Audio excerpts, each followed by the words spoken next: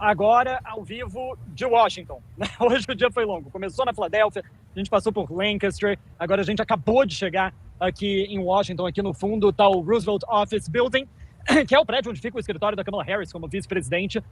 Claro, ela que quer mudar ali para o prédio do lado, que é a Casa Branca, que está absolutamente cercada, muita polícia, tanto a Polícia Metropolitana de Washington quanto o Serviço Secreto, num nível de segurança altíssimo para essa noite de apuração. Maravilha. Pedro Paiva, qual a expectativa do seu filho? O que você está sentindo aí nas ruas de Washington nesse momento? Olha, o sentimento é de apreensão. Assim, dá para você saber que tem uma tensão no ar, todo mundo aguardando com muita ansiedade esse resultado em ambos os lados, né? Agora, mais do que o que diz a minha impressão do sentimento, tem o que diz os dados que a gente tem até esse momento. 2 dados são extremamente positivos para Kamala Harris. O primeiro deles é o presidente do Partido Democrata da Filadélfia avisou, isso tem pouco menos, 1 hora mais ou menos, que o número de votantes na Filadélfia já bateu o número de votantes naquela cidade em 2020. Por que isso é importantíssimo para Kamala Harris? Porque a Filadélfia, ela corresponde como o grosso dos votos que os democratas têm na Pensilvânia como um todo. Se você pega o mapa eleitoral do estado, ele tem pequenos pontos azuis e um mar vermelho, né, republicano, que é o interior do estado. Então, Kamala Harris precisava o quê?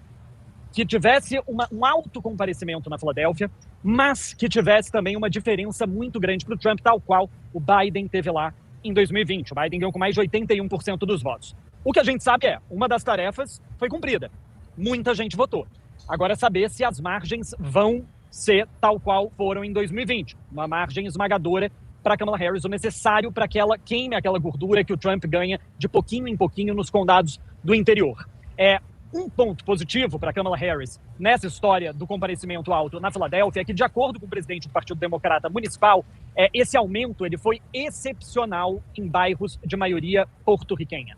A gente vem falando sobre aquela história da ilha de lixo, né, aquela piada / comentário puramente racista daquele comediante no comício do Trump em Nova York.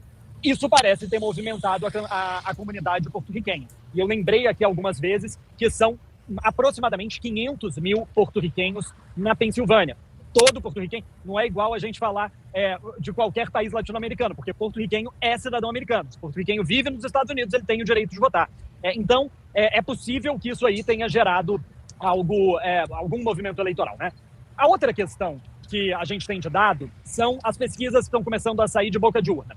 Pesquisa boca de urna aqui nos Estados Unidos, ela não traz, em quem você votou. Não é isso que essas pesquisas boca de urna fazem. Elas tentam descobrir quem são os eleitores e o que tinha na cabeça desses eleitores na hora que eles votaram. Então, por exemplo, saiu a primeira pesquisa boca de urna da NBC. Sim, ela pode sair enquanto as pessoas estão votando. Isso significa que as pessoas que votaram a partir de 5 da tarde não estão contabilizadas nessa pesquisa, mas ela contabiliza quem votou hoje, quem votou por correio nos estados pêndulo. É uma pesquisa só sobre os estados pêndulo. Essa pesquisa descobriu, por exemplo, qual era o tema mais importante para os eleitores na hora de votar. Você quer chutar, nego? Qual seria o tema principal na cabeça do cidadão norte-americano na hora de votar nessa eleição? O tema principal, deixa eu dar um chute aqui. A imigração.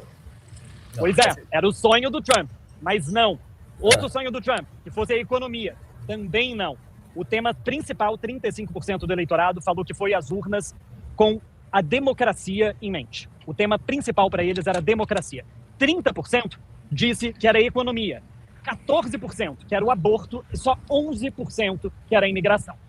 Economia e imigração são temas, em princípio, fortes para Donald Trump. Democracia, não necessariamente para Kamala Harris. Tem quem argumente que, do lado republicano, já que eles acham que a última eleição foi roubada, a democracia pode ser o que está mais em jogo para eles também, né? Mas quem martela esse tema o tempo inteiro, fala de democracia o tempo inteiro, é Kamala Harris. Então é inegável que uma parcela maior de democratas seriam os que, ou de eleitores da Câmara, seriam os que falariam que esse tema era mais importante. E 14% do aborto, a gente sabe que, pelas pesquisas, que a imensa maior parte dos americanos defendem a legalização do aborto. Isso é uma questão que divide Donald Trump e Kamala Harris, uma aposta muito grande dos democratas. Mas até mesmo no ponto da economia, essa pesquisa, boca de urna, descobriu que 51% só dos eleitores achavam que Donald Trump era melhor na economia, contra 47% de Kamala Harris.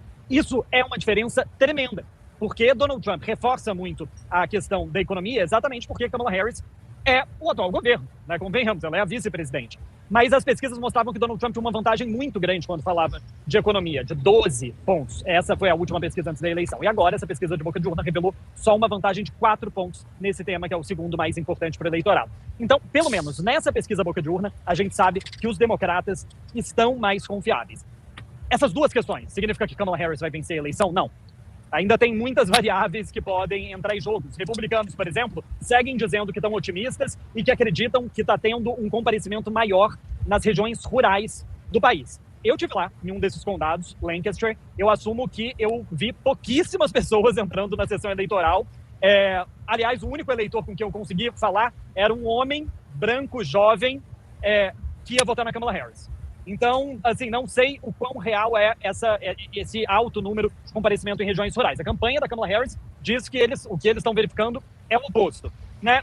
Mas, de novo, vai ser uma eleição que pode ser decidida na garrafinha. Daqui a pouco, a gente vai começar a ter os primeiros resultados.